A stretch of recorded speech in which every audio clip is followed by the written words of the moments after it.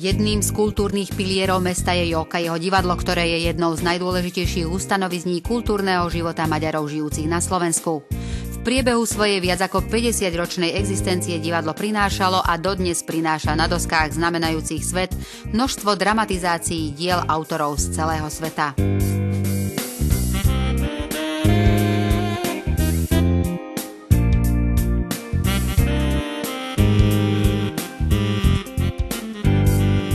Podunajské múzeum ponúka prehliadku muzeálnych a kultúrnych hodnôt regiónu, ako aj zaujímavosti z rastlinnej a živočíšnej ríše.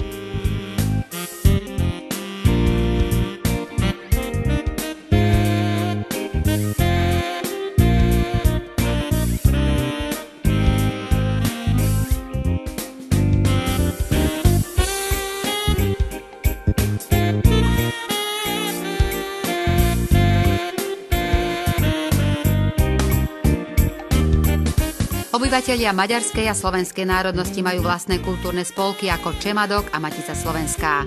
A Komárno má samozrejme aj vlastné moderné mestské kultúrne stredisko.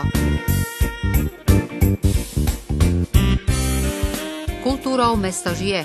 Často sa otvárajú nové výtvarné expozície, uskutočňujú koncerty rôznych žánrov, nechýbajú slovenské i maďarské folklórne súbory či študentské divadelné združenia. Komárno je aj mestom festivalov. Medzinárodná súťaž v speve nesie meno Franca Lehára, celoštátny festival amatérskych divadiel je známy ako Jókajeho dní.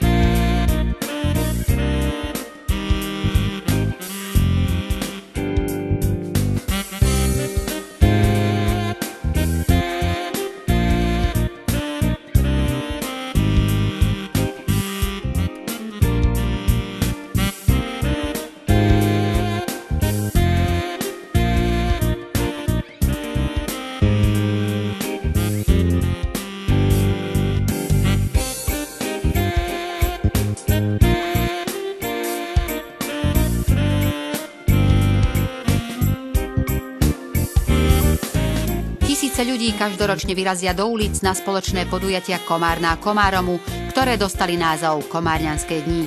Posledný aprílový týždeň tak každoročne patrí kultúrnym, športovým i spoločenským podujatiam, na ktoré prichádzajú aj zástupcovia partnerských miest.